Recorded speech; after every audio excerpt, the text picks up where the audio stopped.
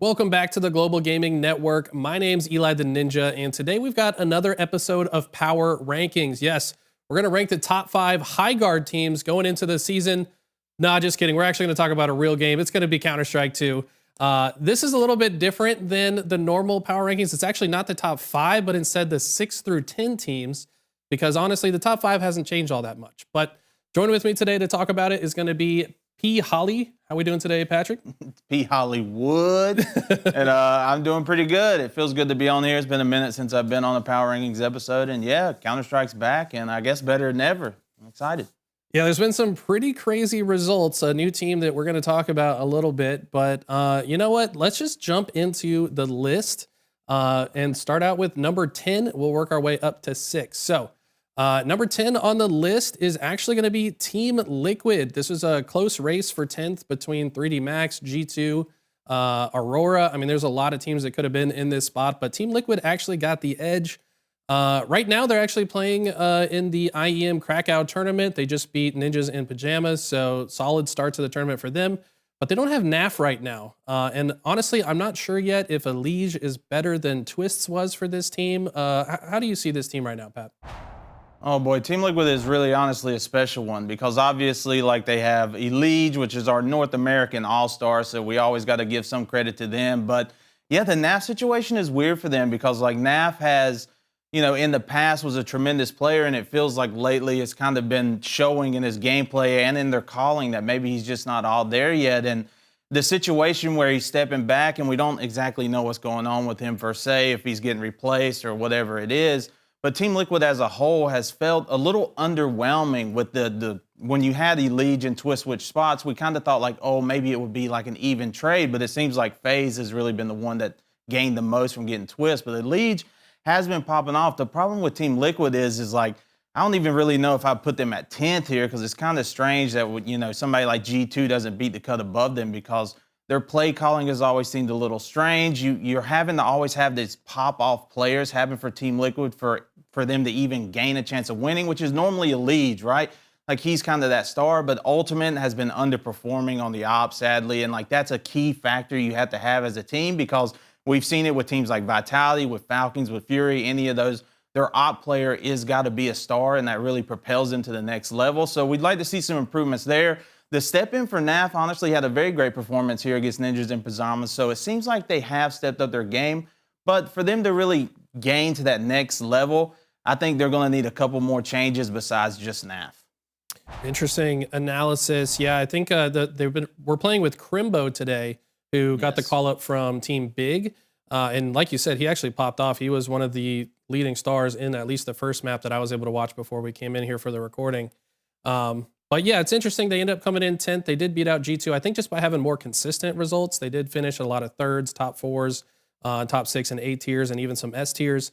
And G2 has that win, but they kind of fell off ever since. So for sure, that's why G2 did not make this one. But let's go ahead and jump into number 9 on the list. And this is the talk of the town right now. It's going to actually be Parivision leaping all the way up. The VRS rankings actually somehow jumped them into like 6th or 7th, I want to say. I think it might be 4th, maybe. Yeah, 4th, which is just insane. We're not talking about the VRS. That's a topic for another discussion. But this team, I mean, just really surprised everyone. They beat Furia, they beat Spirit, they beat Falcons. I mean, they're beating teams that have been on top of the scene for the last 6 months or so. Where did this team come from? Did you see any of this happening? I mean, what's your read on Parivision? I don't know really if a lot of people saw this coming. I mean, obviously, like they got Sway after he played on Spirit for a little while, and like a lot of people were saying like, yeah, that's a good change. Like they're getting rid of their worst player for Sway, who has played on Spirit and had some okay games on Spirit, but didn't really seem like he was meshing well with the team. But regardless, it was an upgrade. But obviously with Parivision, it all comes down to the Jame time, as they call it, and his redefining of how you play Counter-Strike and more of mastering the economy. And it seems like that caught a lot of teams off guard.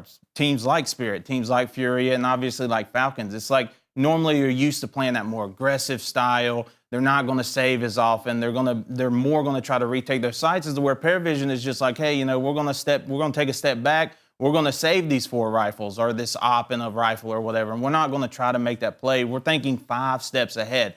And that's a very interesting concept. And, it worked previously for him, James specifically in CSGO when they won that major. But it didn't seem like it was doable in CS2 with the 13 round in the new economy. But Parivision seemed to be making it work. I'm excited for this. They got a lot of talented people on there. James was popping off against the Falcons, obviously. Not just Sway and James, but you had Noda, who was also having a really stellar performance. And I foresee them definitely ranking up in here. I'm actually kind of all right with this placement because if they stay on this same trend, I think they definitely have potential. It just all comes down to if their play style gets figured out by the bigger teams, or maybe this is a new way that you can play CS2. Yeah, very interesting. I don't think anybody saw them coming this strong into the into the Blast Bounty tournament, but every single member of the team honestly had moments. For sure. Belchanok, I think is how you say it, which I found out means baby squirrel in Russian, interestingly enough. But every member of this team was very impressive. I'm just curious to see if they're going to be a one-hit wonder or if they're the real deal. We'll see. Yeah, I think that's the question on everybody's mind right now. Well, they'll get a chance to prove it in Krakow, which is going on right now, like we mentioned. But let's go ahead and get into number 8 on the list. And this is an interesting one, a fan favorite for a lot. It's, of course, going to be FaZe Clan, who made the most miraculous run from stage 1 all the way to a grand final at the Budapest Major. I mean, it was some of the most electric Counter-Strike to watch. And then most recently, they lose to Eyeballers, who I'd literally not even heard that name in 10 plus years. I think it's like a resurrected org. I'm just so confused by this FaZe roster. How are they so inconsistent that they can play as good as they did in Budapest and then lose to some virtual no-names? Oh, everybody loves to talk about FaZe. It is the fan favorite for a lot of people. I mean, they're a very well-known org. But specifically for FaZe, I mean, it just seems like it's always been this way. It's a reason why they call them Friend Clan instead of FaZe Clan, because it seems like a lot of the moves they make is more about so the team can have a good vibe. And sure, right, that's important, right? Your team's got to be working well together. They got to like each other to want to play together. But it just stems from a lot of issues. I mean, Kerrigan, don't get me wrong, legendary player. He still makes some good calls. I mean, we can give him credit for the Budapest, but even within the Budapest Major, you saw it. I mean, they were literally 0.4 seconds away from getting eliminated in stage 1 of the Budapest Major to then go all the way on to the finals. So it's like, where is that balance, right? And I think a lot of that hangs on, unfortunately, the shoulders, again, of another opper in the name of Brokey for FaZe. Brokey has shown in Budapest and in previous tournaments that sometimes he still has that spark to be able to get it done. But it's another one of those where it's like Brokey just will have like some of the worst rated games to maybe like a 1.1 or 1.2. But the consistency is not there, and that's really killer. And it's not just him. Jacob, the new addition that they added into the team, everybody was questioning, like, why are we picking up this guy? What has he done? And he didn't have the best performances. But then when we get to Budapest, he has a somewhat good performance. But it honestly always relies on the backs of Frozen. And you would like to say Twist. And Twist has stepped it up a little bit. But I think the core roster there is if you keep Twist and you have Kerrigan and you have Frozen, you have a good core there. You really just need Jacob and Brokey to step it up. But I mean, I think this is a reasonable spot for them because I think this whole season they're just going to be up and down constantly. They're going to have those pop-off performances, and then they're going to have this Blast Bounty where they get knocked out by a team that nobody's ever even heard of. Yeah, they're a question mark. They just leave me scratching my head every time I watch this team. I mean, both in good ways and bad ways. Like, how did they just pull that off, or how did they just lose to this team? But we're always rooting for them. I know CJ from our other show loves this team. Them and the Mongolz. Yes, Mongolz, big fans. Okay, that's enough about FaZe. Let's look at the next team on our list. And this is going to be Navi. So this is another team that feels like they have so much potential. I mean, if you just look back 2 years ago, this was like a top 2 team without a doubt. But now it's like, I feel like they're barely hugging into the top 8 most of the time. They did show some really good gameplay recently. I want to say it was at not this most recent Star Ladder, but the one before, where they took Furia the distance and they were looking great. Wonderful was on fire, but then they crashed and burned. They couldn't close it out. Furia came back and won that series anyways. So it just feels like they have a closing problem. What do you think the issue is with Navi right now, and do they deserve this spot? Navi is an interesting one as well because, yes, in the previous season of, well, not now, but in 2024, they were a top contender team. And then going into 2025, it seems like they lost all that spark and fell apart. And that seemed to be the story because at Budapest, they did have an amazing run. The same with FaZe. I mean, they were able to take down Furia in a very close battle that then pitted them against FaZe. But then you're going against another team that's kind of like on your same caliber, and they just fall short. And Wonderful, he has his moments. He's taking that new spot from JL very well.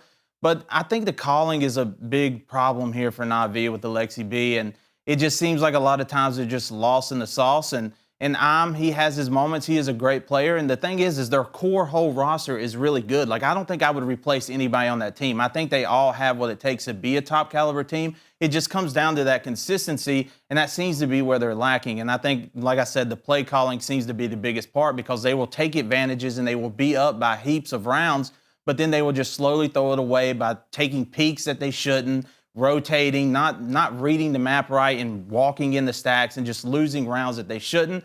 And that's a big problem. If you constantly keep doing that, you're never going to be able to make it to the top, even if you have a roster as good as Navi. Yeah, that's a great point. I would say Blade also being their coach is a big deal, right? Many people talk about this guy as a top 2, maybe best coach of all time.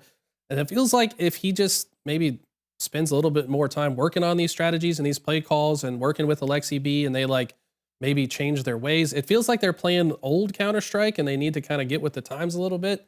At least that's my read as a more casual CS fan. I don't know. I do root for these guys. I really enjoy when they're popping off. They're one of the more exciting teams to watch. But it just feels like towards the end of the game, they just can't close out the round they need to close. And it always comes back to bite them. But that's enough about Navi. We're going to get into number 6 on our list. And this one is an interesting one as well. All of these are very interesting. It's actually going to be Mongolz. So just keep in mind the way the rating system works. It goes back the last 6 months of play, and then there's a slight bump for the last 2 months. So a little bit of recency bias, like a 1.2x multiplier in our formula. Obviously, since they lost Senzu, they haven't really been the same team. When Senzu was on this team, they got first, second, or third at a ton of different tournaments. Ever since he was replaced by Controles, they've gotten top 8 for the most part. I don't know. Do you think this team can reach the same highs that they were at when they had Senzu, or is this going to be kind of a norm for them? I think it's going to be a real big challenge for the Mongolz here because Senzu was really one of the main stars for the team. Obviously, they have the likes of 910 and Mazzino, but he was that core rifler for the team. And sure, when Controls was stepping in, it's there was those moments of brilliance with them. They were doing really well, but then they came against Vitality and they just couldn't quite get the job done. And then it seems like that's going to be the story going forward because the problem is just like Aurora, the Mongolz is a national team. So they only pull talent from Mongolia, and unfortunately the population size isn't that high, so it really limits the amount of talent that you're able to pull from. So best case scenario, Mongolz could get Senzu back, and I could see them definitely being in this position. But now with having to pull in new players, I feel like the Mongolz are going to drop short in a lot of tournaments because, they did win the Esports World Cup last year, which was their only win.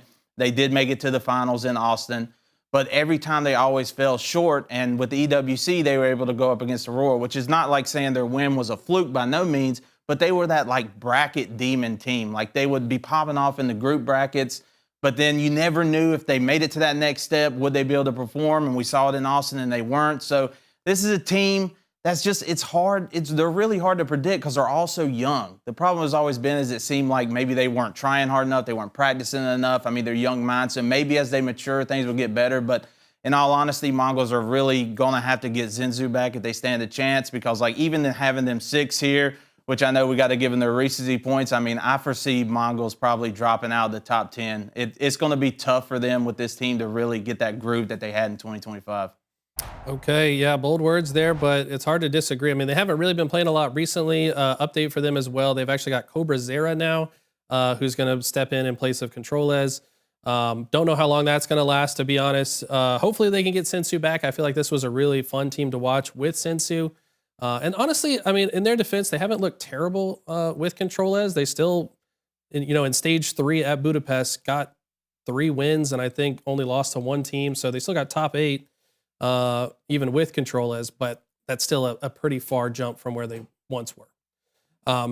Okay, well, that's going to be our 6 through 10 rankings. We do want to just quickly pull up the top 5 to remind you guys why we didn't really talk about the top 5.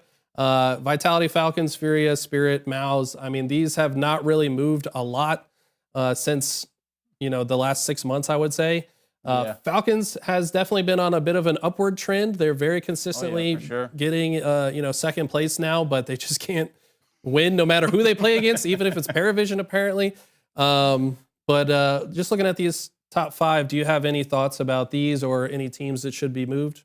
Move-wise, maybe Furia, maybe not the number 3 after their recent performances, but it's kind of hard to tell. We haven't got to see Mongolz yet play. They didn't make it to the Blast Bounty. So, for me, it's like Vitality are still kind of like your top team, but even they in the Blast were looking very shaky. So it's always going to be a flip-flop between these teams. I'm most interested about Spirit just because of their changes and, having Magix and Zontics back and Magic taking up that IGL role. I think that's going to be very exciting to watch to see if things really drastically change or if it's still just the same. Don't go eliminate the enemy team. Please get as many kills as you can. We need help here. And also the Falcons. Yeah, I think the Falcons are definitely looking strong. But like you said, they have to get over that choke factor. That's their biggest thing. If they can all play to their caliber, if Nico can play like he did against Vitality and Blast, it's like, yeah, this is a team that can definitely win championships. So I think it's going to be a roller coaster for all of these top 5 teams, except for maybe Mongolz. Mongolz just seems to be cursed to finish like 3rd, 4th, and sometimes 2nd. But, I mean, they have potential too. It's just a real roller coaster when it comes to these top 5 teams. Yeah, I think we're in for a really fun year of Counter-Strike, to be honest, because there's a lot of challengers that are coming up and getting better. The top dogs look shaky at times. So it's like a lot of these tournaments are pretty unpredictable, to be honest. Oh, yeah. It's hard to say. Like even like a G2 could randomly catch fire and win a tournament again. You know what I mean? So Heavy God, baby. There's just so many. There's so many good teams right now. But that's why we do these power ranking shows. Keep you guys up to date for all the action. Just wanted to say thanks for tuning in once again. If you made it this far in the video, thank you so much for watching all the way to the end. Make sure you guys like, subscribe, and comment. And we'll see you guys in the next video.